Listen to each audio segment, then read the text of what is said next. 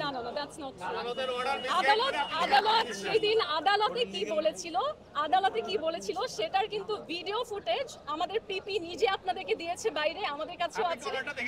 জি দেখেছি, আমার আইনজীবীও যেটা বলেছে সেটাও আমার কাছে আছে। তবে তবে একটা বিষয় হচ্ছে, আদালত যদি রাষ্ট্রবিরোধী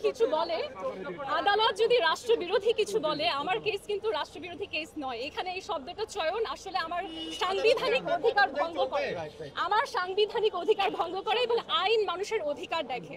আপনি আমাকে জোর করে আদালতের এগেইনস্টে নেওয়ার চেষ্টা করবেন না। আমি আদালতকে সম্মান করি এবং আমি চাই আদালত আমার সাংবিধানিক অধিকার নিশ্চিত করেই সব কথা বলুক।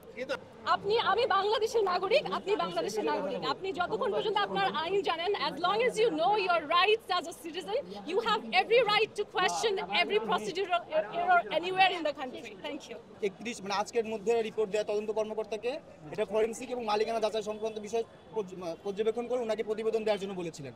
তো বিজ্ঞ আদালতে তদন্ত কর্মকর্তা রিপোর্ট আজকে দিয়েছেন একটা, বাট ওটাতে উনি যেটা বলেছেন যে আমার যিনি আসামি উনি আয়োগে কোনো প্রকার সহযোগিতা করেন না, ওনার মালিকানা সংক্রান্ত সব কাগজপত্র আছে সেগুলো দাখিল করেন না, যার জন্য উনি মামলা মানে এভিডেন্সগুলো উনি করতে পারেন না। ফরেনসিক বাংলাদেশে ইসা only has two friends, আমার জানা মতে ও নিজেও বলে সেটা, যে বাংলাদেশেও দুইজন বন্ধু ছিল, একজন ছিল আনবির এবং আরেকজন তৌহিদ।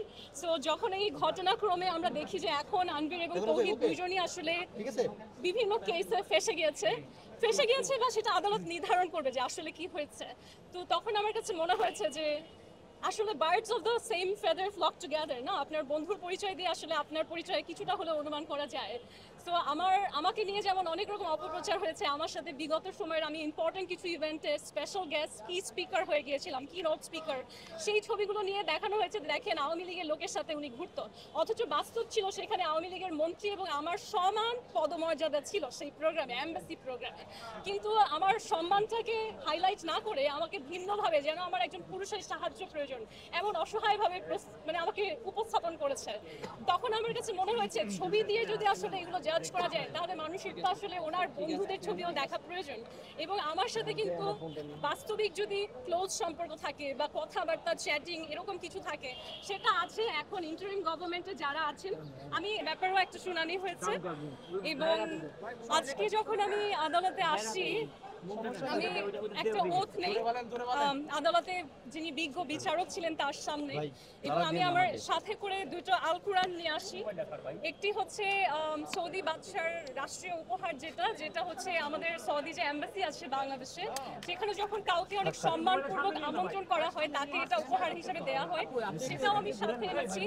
এবং একটা অনুবাদ বাংলা, যেটা আমাকে হচ্ছে ইসা নিজে কালেক্ট করে দিয়েছিল, সেটাও সাথে করে নিয়ে এসেছি। এবং আদালতে সেই কোরআন, যেই আল কোরআন আমাকে সাবেক রাষ্ট্রদূত ইসা নিজে দিয়েছিলেন, সেটাই আমি আজকে হাতে করে সেটার উপরই শপথ নিয়েছি যে আমাকে নিয়ে যে নোংরা মন্তব্যগুলো করা হয় সেগুলো কতটা ভিত্তিহীন, কারণ আমার সাথে ওই ধরনের সম্পর্ক কোনো পুরুষেরই নেই, এমনকি ইসার নিজেরও নেই। সো আমি বিশ্বাস করি যে আপনারা যদি মুসলিম হন এবং সত্যিকার অর্থে যদি ইসলামকে বিশ্বাস করেন, আমি এতটুকু কনফিডেন্সের সাথে বলবো যে আমার সাথে শারীরিক সম্পর্ক যেটা বলা হচ্ছে এটা কোনো পুরুষেরই নেই। আপু হঠাৎ করে আসলে কোরআন হাতে নিয়ে কেন আসলে কারণ আসলে আদালতে বিচার প্রক্রিয়াতে একটা না একটা সময় হয়তো যদি তারা ফেয়ার এন্ড জাস্ট থাকে, তাহলে একটা না একটা সময় অবশ্যই সবাই বুঝতে পারবে যে কি পরিমাণের বানোয়াট, ভুয়া এবং চক্রান্তমূলক, এবং আমাকে শুধুমাত্র হ্যারাস করার জন্য, আমার ক্যারিয়ার রেপুটেশন নষ্ট করার জন্য চক্রান্ত করে কিছু মানুষ এই মামলাটা সাজিয়েছিল। এটা একটা না একটা সময় আদালত যদি ফেয়ার থাকে তাহলে সারা পৃথিবীর মানুষ জানে। এবং আপনারা জানেন যে হাস্যকর বিষয়, যাকে নিয়ে এত কথা বলা হচ্ছে, the ex ambassador Isa, even he is not in the court. তিনি কিন্তু কোর্টে আসেন না। তিনি যদি ভিকটিম হন তাহলে তো তার কোর্টে আসার কথা, তার ন্যায় বিচার চাওয়ার কথা। এটা আমি নিজেও কিছু রিসার্চ করে দেখেছি, আপনারা সাংবাদিক, আপনারাও দেখবেন যে সারা পৃথিবীতে আজ পর্যন্ত যত আইনি লড়াই হয়েছে, এমন কোনোদিন হয়নি যে অভিযুক্ত আসামি সে ন্যায় বিচার চাচ্ছে। তো এটা নিয়ে আসলে আর বলার কিছু নেই। এখন তিনি রাষ্ট্রদূত নয়, এখন নতুন একজন respected person, ambassador, Saudi ambassador. আমি রিকোয়েস্ট করব সরকারকে, I will request the Badshah of Saudi as well, that sir, you guys are building Neom City which empowers women. I believe that the system in Saudi Arabia, they're trying to be more progressive, they're trying to respect women, and I respect that.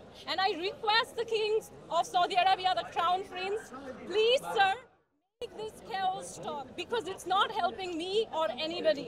In fact, it's harming the reputation of me, of Bangladesh and of Saudi Arabia.